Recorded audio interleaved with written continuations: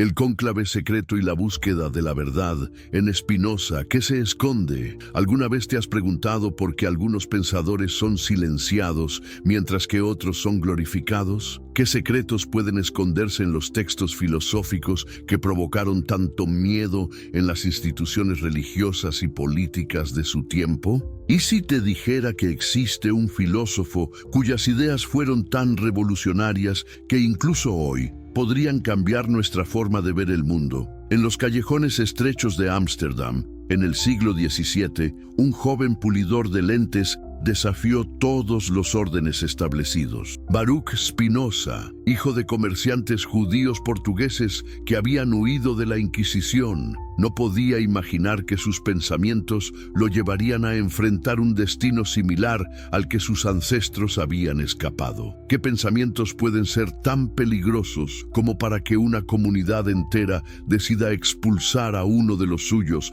con las palabras más severas jamás registradas en su historia? La historia de Spinoza no es simplemente la de un filósofo más, es la historia de una mente que se atrevió a desafiar los fundamentos mismos del pensamiento occidental, a cuestionar la separación entre Dios y la naturaleza, a proponer una visión del universo tan radical que incluso siglos después sigue siendo considerada subversiva por muchos. ¿No es fascinante pensar que unas ideas escritas hace más de 3 siglos todavía puedan considerarse peligrosas? ¿Y si los secretos de Spinoza fueran mucho más profundos de lo que la historia oficial nos ha contado? ¿Y si detrás de sus escritos geométricos se escondiera un mensaje codificado para las generaciones futuras? ¿Qué verdades poderosas se ocultan en los pliegues de su sistema filosófico que aún hoy provocan inquietud en ciertos círculos de poder? Este es el viaje que emprendemos juntos, una inmersión en las aguas profundas del pensamiento spinoziano, una exploración de los misterios que rodean a este filósofo maldito, y una búsqueda de las verdades que permanecen ocultas para la mayoría. ¿Estás preparado para cuestionar todo lo que crees saber sobre Dios, la naturaleza, la libertad y tu propio ser? El hereje de Ámsterdam. El 27 de julio de 1656, en la sinagoga portuguesa de Ámsterdam, se pronunciaron palabras que helaron la sangre de los presentes. Un joven de apenas 24 años fue condenado con el cherem, la excomunión más severa del judaísmo. ¿Qué crimen tan atroz había cometido Baruch Spinoza para merecer tal castigo? El texto de la excomunión, conservado hasta nuestros días, resulta estremecedor. Por decisión de los ángeles y el juicio de los santos, excomulgamos, expulsamos, maldecimos y condenamos a Baruch de Spinoza. Maldito sea de día y maldito sea de noche, maldito sea cuando se acuesta y maldito sea cuando se levanta, maldito sea cuando sale y maldito sea cuando regresa. Ordenamos que nadie mantenga con él comunicación oral o escrita, que nadie le preste ningún favor, que nadie permanezca con él bajo el mismo techo, que nadie lea ningún texto hecho o escrito por él. ¿Te has preguntado alguna vez qué clase de ideas podrían provocar una reacción tan violenta? Los archivos de la comunidad judía de Ámsterdam guardan un sospechoso silencio sobre los motivos específicos. No resulta extraño que un documento tan detallado en las maldiciones sea tan vago en cuanto a las razones. Lo que sabemos es que 24 rabinos firmaron esta sentencia. 24 hombres de conocimiento que consideraron que las ideas de Spinoza representaban una amenaza existencial para su comunidad. ¿No te parece revelador que se necesitaran tantas autoridades para condenar a un simple pulidor de lentes? ¿Qué poder percibían en sus palabras? Para comprender la magnitud de esta reacción, debemos sumergirnos en el complejo mundo de la Holanda del siglo XVII. Ámsterdam era conocida como la Jerusalén del Norte, un refugio para los judíos sefardíes que habían escapado de la Inquisición en España y Portugal. Estos refugiados, que habían vivido como cristianos forzados, marranos, durante generaciones, ahora podían practicar abiertamente su fe ancestral. Pero ¿a qué precio venía esta libertad? La comunidad judía había negociado cuidadosamente su posición en la sociedad holandesa, prometiendo mantener el orden interno y no causar problemas a las autoridades cristianas. Cualquier desviación podría poner en peligro este frágil equilibrio. ¿Comprendes ahora por qué las ideas de Spinoza resultaban tan amenazadoras? No solo cuestionaban los dogmas religiosos, sino que ponían en riesgo la seguridad política de toda una comunidad. Mientras tanto, la Holanda del siglo XVII vivía una explosión intelectual sin precedentes. Era la época de Rembrandt y Vermeer, de los microscopios de Leeuwenhoek y los descubrimientos astronómicos. La República Holandesa se había convertido en un centro de comercio, ciencia y pensamiento libre. Pero ¿cuán libre era realmente este pensamiento? A pesar de su reputación de tolerancia, las autoridades civiles y religiosas holandesas mantenían una vigilancia estricta sobre las publicaciones. Los libreros y editores corrían riesgos considerables si publicaban obras consideradas heréticas o sediciosas. ¿Te has preguntado alguna vez cuántas ideas revolucionarias quedaron silenciadas en esta supuesta cuna de la libertad? En este contexto turbulento, el joven Spinoza comenzó a desarrollar su pensamiento. Tras su excomunión, se mudó a las afueras de Ámsterdam y posteriormente a La Haya, donde vivió modestamente puliendo lentes ópticos. Este trabajo no era casual. Los lentes que pulía le permitían ver con claridad, del mismo modo que su filosofía buscaba pulir el intelecto humano para percibir la verdadera naturaleza de la realidad. ¿No es fascinante esta metáfora vital? Los primeros escritos que conocemos de Spinoza ya revelaban un pensamiento peligrosamente original. En 1670 publicó anónimamente el Tratado Teológico Político, una obra que causó conmoción en toda Europa. ¿Por qué tuvo que publicarlo sin nombre y con un falso pie de imprenta en Hamburgo, cuando en realidad fue impreso en Ámsterdam? La respuesta es simple. Este texto atacaba frontalmente la autoridad de las escrituras y el poder político de las instituciones religiosas. En el tratado, Spinoza aplicaba un método histórico crítico para interpretar la Biblia, tratándola como un documento humano sujeto a análisis racional. ¿Te imaginas el escándalo que esto provocaría en una época donde la palabra de Dios era considerada infalible? Además, argumentaba que la libertad de pensamiento no solo era un derecho natural, sino una necesidad para el funcionamiento saludable del Estado. ¿Qué gobierno de la época podría aceptar semejante proposición? A pesar del anonimato, pronto se inició una cacería para identificar al autor. Las autoridades civiles y religiosas prohibieron el libro, describiéndolo como forjado en el infierno por un judío renegado y el diablo. ¿No te parece revelador que un texto filosófico pudiera provocar tal pánico? ¿Qué secretos contenía para desatar semejante reacción? Un análisis minucioso del tratado revela capas de significado que posiblemente pasaron desapercibidas para los censores. Entre líneas, Spinoza había insertado un sistema filosófico completo, utilizando términos teológicos tradicionales, pero vaciándolos de su contenido original para llenarlos con nuevos significados. ¿Era esta una estrategia deliberada de ocultamiento?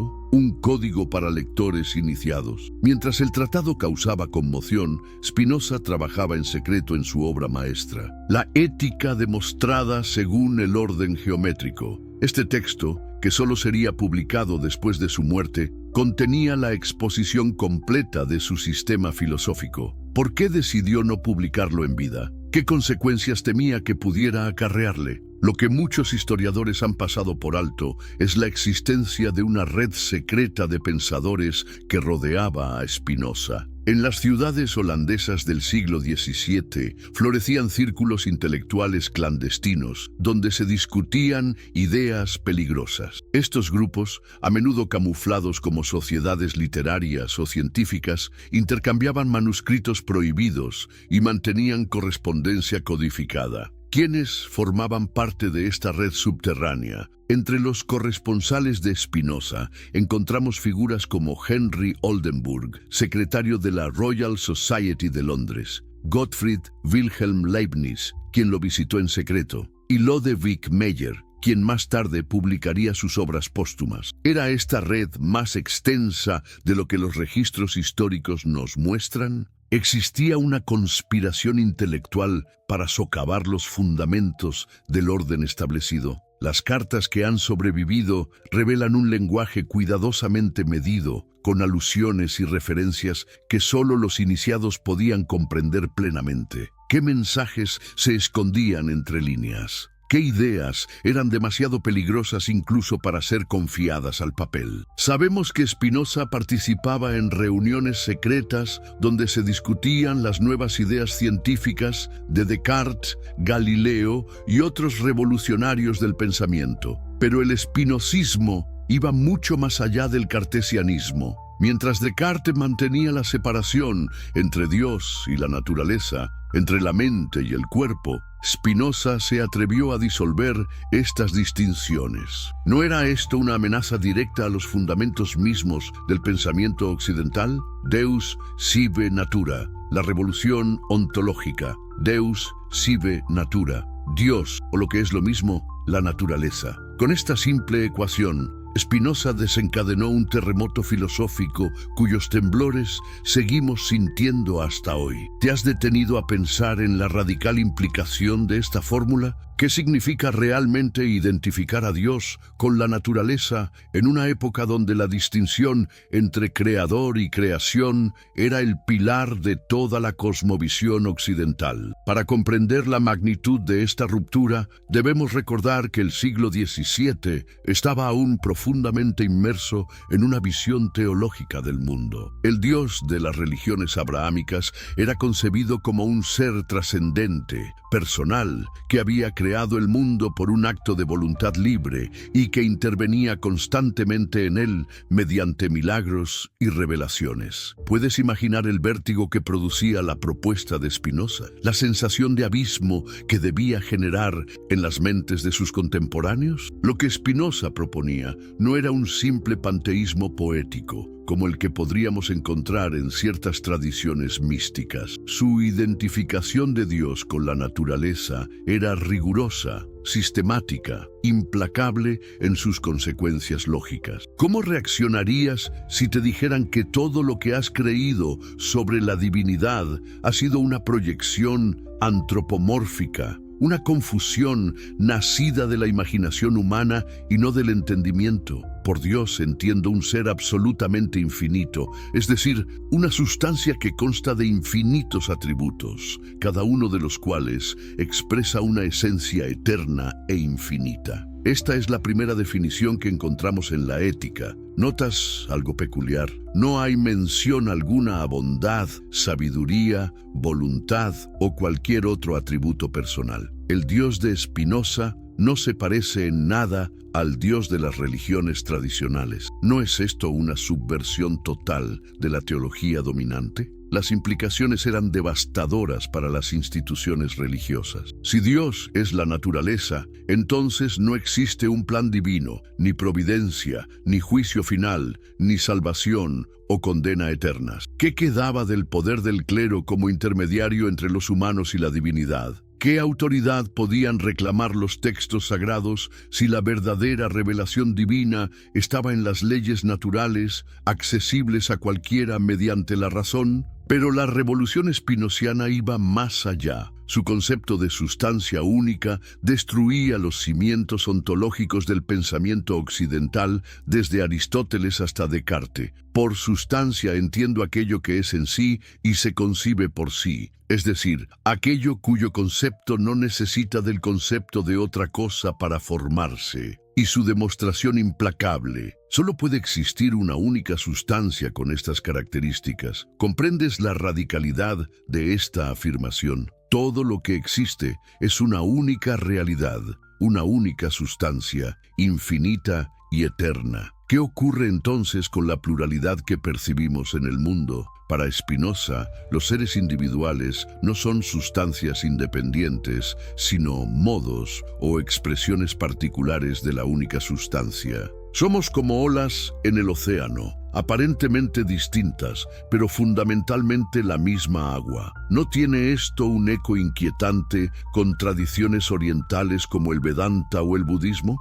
¿Cómo llegó Spinoza a conclusiones tan similares a las de filosofías que presuntamente desconocía? Algunos investigadores han sugerido conexiones secretas con tradiciones esotéricas judías, como la Cábala, o con textos herméticos que circulaban en los círculos intelectuales europeos. ¿Es posible que Spinoza tuviera acceso a conocimientos prohibidos? Ámsterdam, como centro comercial global, era un crisol donde convergían ideas de Oriente y Occidente. ¿Qué sabiduría antigua pudo haber influido en su pensamiento revolucionario? La sustancia única spinoziana posee infinitos atributos, de los cuales los seres humanos solo podemos conocer dos: el pensamiento y la extensión. ¿No te parece fascinante esta limitación epistemológica? Spinoza nos dice que existen infinitas dimensiones de la realidad que son inherentemente inaccesibles a nuestra comprensión. ¿Qué serían estos otros atributos desconocidos? ¿Realidades paralelas? ¿Dimensiones alternativas? La especulación filosófica aquí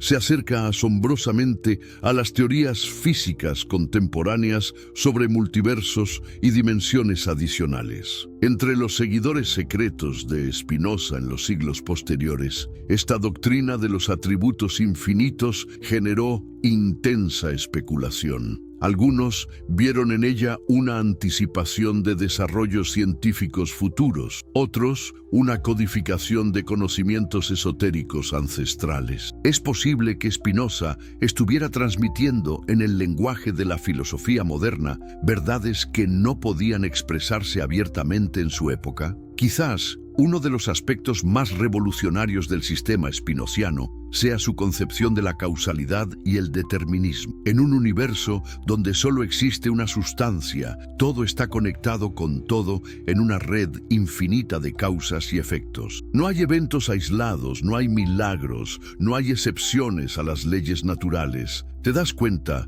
de lo que esto significa? El universo entero es una expresión necesaria de la naturaleza divina, desplegándose según leyes inmutables. En la naturaleza no hay nada contingente, sino que todo está determinado por la necesidad de la naturaleza divina a existir y obrar de cierta manera. Con estas palabras, Spinoza eliminaba de un plumazo el libre albedrío tal como tradicionalmente se entendía. ¿Cómo reaccionarías ante la idea de que tus decisiones, tus pensamientos más íntimos, tus emociones más profundas son expresiones necesarias de la causalidad universal? ¿Que la sensación de libertad es solo producto de nuestra ignorancia de las causas que nos determinan? Para las autoridades religiosas y políticas de su tiempo, esta visión determinista era doblemente peligrosa. Eliminaba la base del pecado y la culpa, pilares del control religioso, y cuestionaba la responsabilidad moral, fundamento del orden social. ¿Cómo juzgar a alguien si sus acciones son tan necesarias como el movimiento de los planetas? ¿Cómo justificar el castigo si cada criminal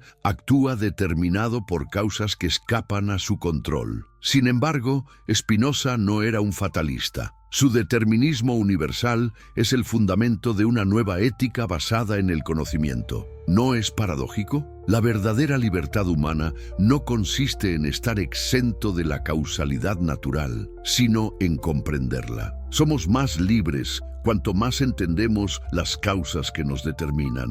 ¿No es esta una concepción de libertad mucho más profunda y transformadora que la ilusión del libre albedrío? El método geométrico y sus secretos. ¿Por qué elegir la geometría como método para exponer un sistema filosófico? Cuando abrimos la Ética de Spinoza, lo primero que nos sorprende es su estructura. Definiciones, axiomas, proposiciones, demostraciones, escolios, un entramado matemático aplicado a las cuestiones más profundas de la metafísica, la epistemología y la ética. ¿No te parece una elección extraña para tratar temas como Dios, el alma humana o las pasiones? La respuesta convencional es que Spinoza, siguiendo a Descartes, buscaba la certeza matemática para la filosofía. Pero, ¿es esta explicación suficiente? ¿O hay algo más profundo, más secreto en esta elección metodológica? Para los lectores del siglo XVII, la geometría evocaba inmediatamente a Euclides, cuyos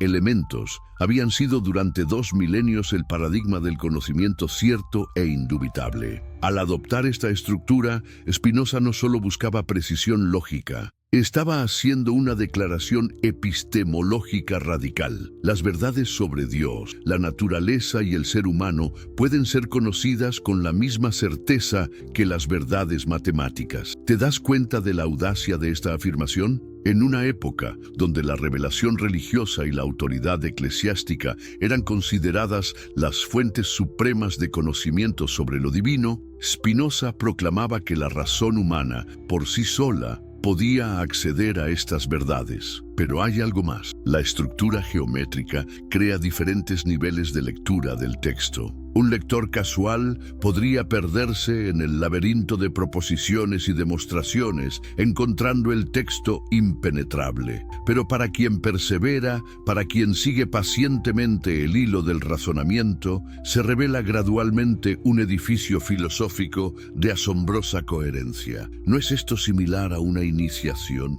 Un proceso donde solo los verdaderamente comprometidos con la verdad logran penetrar en los misterios más profundos. Los investigadores han notado patrones numéricos significativos en la estructura de la ética. La obra está dividida en 5 partes, un número con profundas resonancias en tradiciones esotéricas. Cada parte contiene un número específico de proposiciones, cuya distribución no parece casual. Podría existir un mensaje codificado en esta arquitectura numérica, una clave que solo los iniciados podrían descifrar. Algunos estudiosos han sugerido conexiones con la Cábala, la tradición mística judía que Spinoza conocía por su formación rabínica temprana. La Cábala atribuye profundos significados a los números y utiliza técnicas como la gematría, asignación de valores numéricos a letras, para descubrir significados ocultos en los textos. Es posible que Spinoza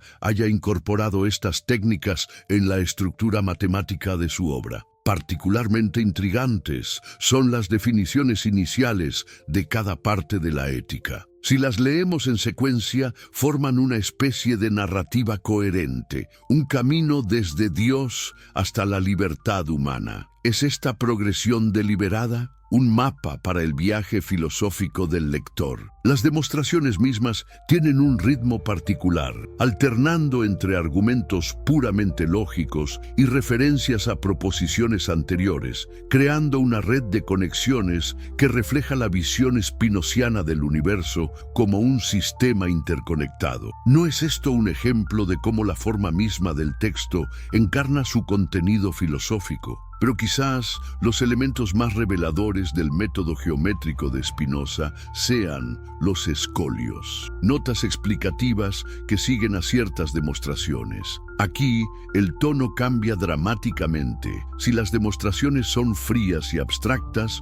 los escolios son apasionados, directos, a veces casi confesionales. ¿Por qué este contraste tan marcado? ¿Qué nos dice sobre las intenciones comunicativas de Spinoza? Los escolios funcionan como ventanas que se abren repentinamente en el edificio geométrico, permitiendo vislumbrar paisajes de significado mucho más amplios. Es en ellos donde Spinoza a menudo revela las implicaciones más radicales de su sistema, donde ataca directamente los prejuicios y supersticiones de su tiempo. ¿No es significativo que estas críticas más explícitas aparezcan en las secciones menos estructuradas de la obra? Algunos comentaristas han sugerido que los escolios constituyen una especie de subtexto dentro de la ética, un diálogo directo con el lector que complementa y a veces incluso subvierte el discurso principal. Es posible que Spinoza utilizara esta estructura dual para comunicar diferentes niveles de su pensamiento a diferentes tipos de lectores. Particularmente notables son los escolios de la parte I, donde Spinoza desmonta sistemáticamente la concepción antropomórfica de Dios, y los de la parte quinto, donde expone su controvertida doctrina del amor intelectual de Dios y la eternidad de la mente. No es significativo que las partes más peligrosas de su filosofía estén concentradas en estos espacios menos formales. La tradición hermética, que ejerció una importante influencia en el pensamiento europeo durante el Renacimiento y el Barroco, valoraba especialmente la presentación de verdades profundas a través de estructuras simbólicas complejas. Los textos herméticos clásicos, como el Corpus Hermeticum o la Tabla de Esmeralda, utilizaban un lenguaje deliberadamente críptico, accesible solo a los iniciados. ¿Podría la ética de Spinoza ser una manifestación moderna de esta tradición? Los paralelismos entre el sistema spinociano y ciertas doctrinas herméticas son sorprendentes. La unidad fundamental de toda la realidad, la correspondencia entre macrocosmos y microcosmos, la divinidad inmanente en la naturaleza, el conocimiento como camino de salvación. ¿Son estas similitudes meras coincidencias o indican una conexión más profunda con tradiciones esotéricas? La progresión a través de las 5 partes de la ética tiene además un carácter iniciático evidente. Comenzamos con Dios, parte primero. Descendemos a la naturaleza de la mente humana, parte segundo. Nos sumergimos en la turbulencia de las pasiones, parte tercero. Aprendemos a dominarlas mediante el conocimiento, parte cuarta. Y finalmente, ascendemos a la libertad y la beatitud, parte quinto. ¿No es este el esquema clásico de un viaje iniciático? Descenso a las profundidades del ser y ascenso transformador. Símbolos y metáforas recurrentes salpican el texto aparentemente árido de la ética. La luz y la oscuridad, el espejo, el océano, el ojo que ve y el ojo interior. Estas imágenes emergen en momentos clave, creando resonancias que trascienden el argumento lógico. ¿Son simplemente recursos retóricos o constituyen un lenguaje simbólico paralelo que comunica verdades que no pueden la mente humana como parte de la mente divina? ¿Alguna vez te has preguntado si tu mente es simplemente una expresión fragmentada de algo mucho más grande y poderoso? ¿Y si la distinción entre lo humano y lo divino fuera solamente una ilusión perpetuada por siglos de pensamiento dualista? Baruch Spinoza propuso una de las teorías más revolucionarias y peligrosas de su tiempo. Nuestra mente no es una entidad separada y privilegiada, sino una manifestación particular de la inteligencia infinita que permea toda la existencia. Esta idea, que escandalizó a las autoridades religiosas de su época, ¿no sigue siendo igualmente transgresora hoy? Los 3 géneros de conocimiento que Spinoza identificó no son meras categorías académicas, sino verdaderos niveles de iniciación hacia una comprensión más profunda de la realidad. La imaginación, lejos de ser un obstáculo para la verdad como sostenían los racionalistas más ortodoxos, constituye la primera puerta de acceso al conocimiento. ¿No es fascinante que este filósofo, tan asociado con el racionalismo estricto, otorgara un lugar tan importante a lo que hoy llamaríamos pensamiento intuitivo y asociativo? La razón, ese camino intermedio que tanto valoramos en Occidente, es apenas el segundo escalón en esta ascensión. Permite organizar y conectar ideas, establecer relaciones causales y construir sistemas de pensamiento coherentes. Pero, ¿qué hay más allá de la razón discursiva? ¿Qué secretos aguardan a quien se atreve a trascenderla? El tercer género de conocimiento, la ciencia intuitiva, constituye el secreto mejor guardado de la filosofía espinosista. No es un conocimiento accesible a través de libros o argumentos, sino mediante una transformación radical de la conciencia. ¿Has experimentado alguna vez esa sensación de comprensión inmediata y total, donde sujeto y objeto del conocimiento parecen fundirse en una unidad indivisible. Spinoza no solo teorizó sobre este estado, sino que dejó instrucciones veladas para alcanzarlo. La revolucionaria concepción de la unidad psicofísica anticipó por siglos los desarrollos más avanzados de la neurociencia contemporánea. ¿Acaso no resulta sorprendente que mientras Descartes separaba tajantemente mente y cuerpo, Spinoza ya concebía la mente como una especie de software que opera sobre el hardware del cuerpo? Esta metáfora computacional, obviamente anacrónica pero ilustrativa, nos permite comprender por qué los manuscritos de Spinoza contenían detallados estudios sobre la percepción y la conciencia que solo recientemente están siendo redescubiertos. Sus experimentos secretos sobre percepción y conciencia, conducidos en su pequeño taller de pulidor de lentes, ¿no constituyen acaso uno de los primeros laboratorios de psicología experimental de la historia? Los registros fragmentarios que han sobrevivido sugieren que Spinoza no solo teorizaba sobre la mente, sino que sistemáticamente experimentaba con sus propios estados de conciencia, documentando meticulosamente sus observaciones. ¿Y qué decir de su revolucionaria concepción de la eternidad del intelecto? Contrario a la doctrina cristiana de la inmortalidad personal del alma, Spinoza propuso algo mucho más sutil y profundo. Una parte de la mente humana, aquella que alcanza el conocimiento adecuado, participa de la eternidad. ¿No es esta una forma de inmortalidad sin religión, una trascendencia sin dioses personales ni paraísos? La conexión de esta idea con la tradición neoplatónica es evidente para los especialistas, pero ¿qué otros influjos secretos alimentaron esta concepción? Los círculos cabalísticos de Ámsterdam, las obras herméticas que circulaban clandestinamente, los textos sufíes que llegaban a los Países Bajos a través de las rutas comerciales. ¿Cuántas de estas influencias permanecen aún sin explorar en la génesis del pensamiento espinosista? La distinción crucial entre eternidad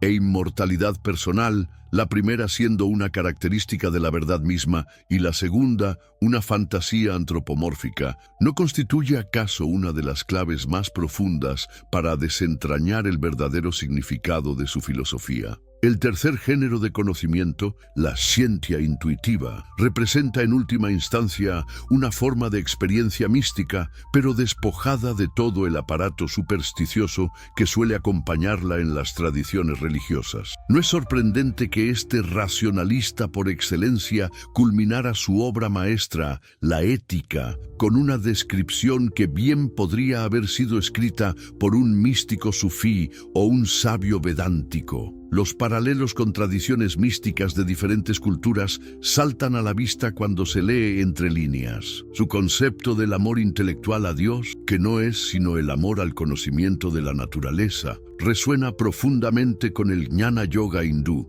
así como con ciertas corrientes del sufismo filosófico. ¿Casualidad o evidencia de un conocimiento transcultural que Spinoza habría adquirido en la cosmopolita Ámsterdam del siglo XVII? Existen relatos fascinantes de contemporáneos que, tras estudiar profundamente la ética, reportaron experiencias transformadoras, estados de conciencia expandida y percepciones directas de la unidad fundamental del cosmos. Simples exageraciones o indicios de una dimensión práctica experimental de la filosofía espinosista que ha sido sistemáticamente ignorada. La propia estructura de la ética, con su paso metódico, desde las definiciones básicas hasta las proposiciones más elevadas sobre la libertad y la beatitud, ¿no constituye en sí misma una guía meditativa, un manual para la transformación de la conciencia? Cada demostración geométrica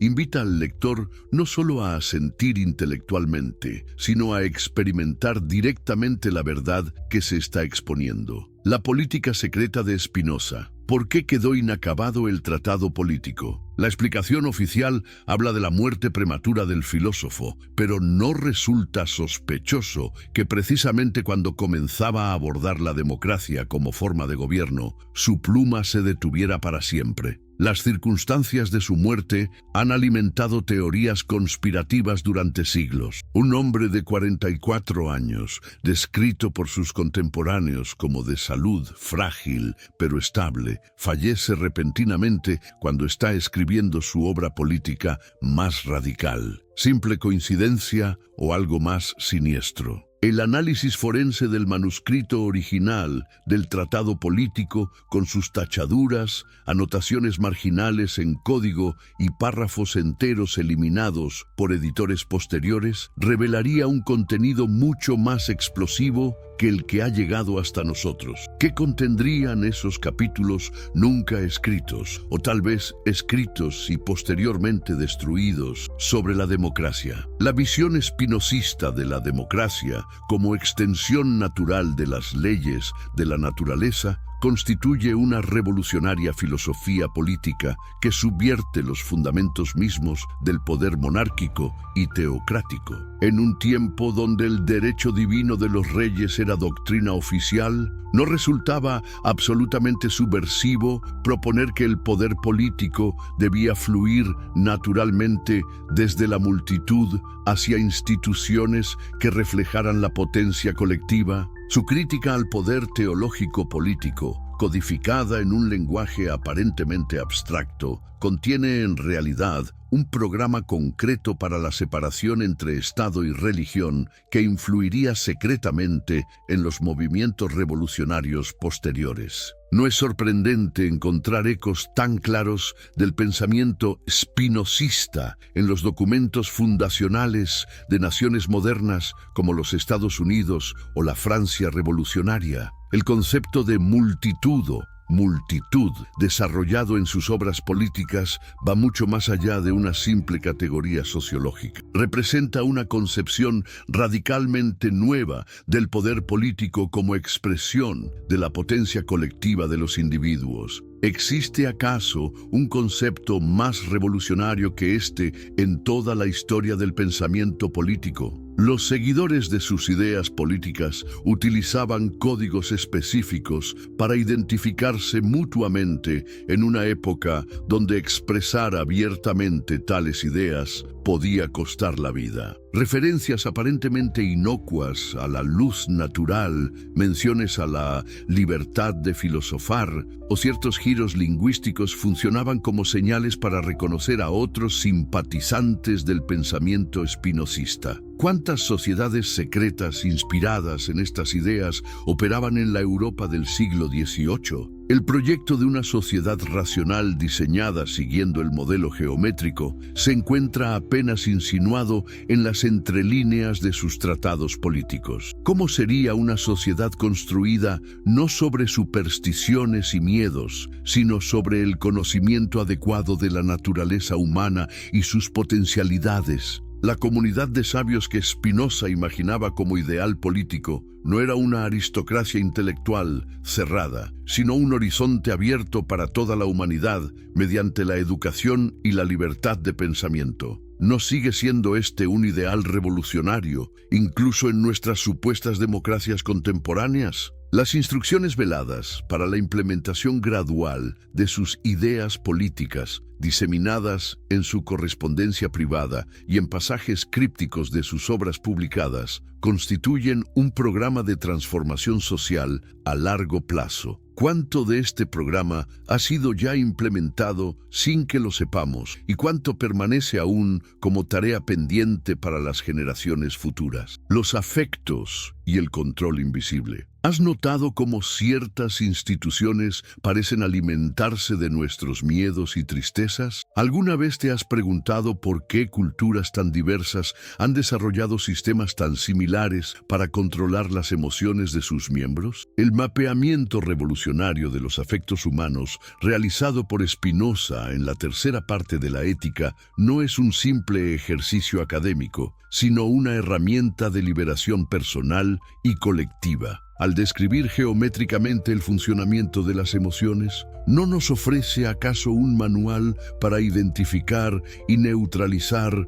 los mecanismos de control emocional que operan en la sociedad? Su taxonomía matemática de las pasiones, que reduce la aparente infinidad de emociones humanas a combinaciones de afectos básicos, anticipó por siglos los descubrimientos de la neurociencia moderna sobre los circuitos emocionales del cerebro. No resulta sorprendente que un filósofo del siglo XVII haya mapeado con tanta precisión lo que solo recientemente hemos podido confirmar mediante tecnologías avanzadas de neuroimagen. Los experimentos secretos de Spinoza con los afectos, documentados en cuadernos que fueron destruidos o ocultados tras su muerte, representarían los primeros intentos sistemáticos de estudiar científicamente las emociones humanas. ¿Qué metodologías habría desarrollado en la soledad de su estudio para observar y registrar las fluctuaciones de sus propios estados afectivos? El concepto de servidumbre emocional desarrollado en la cuarta parte de la Ética constituye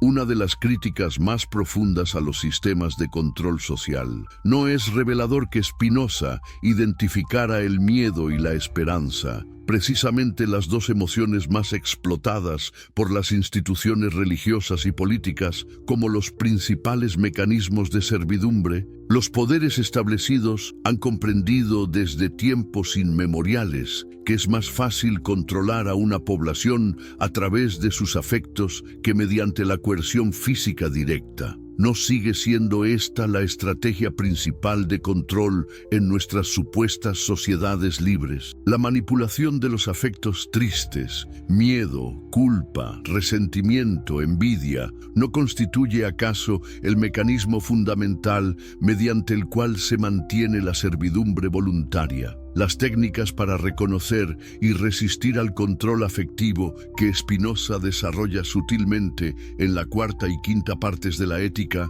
representan una verdadera tecnología de liberación. No resulta significativo que estas sean precisamente las secciones de su obra que menos atención han recibido en los círculos académicos tradicionales. El enigmático concepto del amor intelectual, amor intellectualis Dei, representa la cumbre del pensamiento espinosista y la clave de su programa de liberación. ¿En qué consiste exactamente esta emoción que no es pasiva, sino activa, no particular, sino universal, no transitoria, sino eterna? La transformación de las pasiones en acciones, es decir, el paso de estados donde somos determinados externamente a estados donde expresamos nuestra propia potencia, constituye el núcleo práctico de la ética spinozista. ¿No es esta transformación, más que cualquier regla moral abstracta, lo que define una vida verdaderamente ética?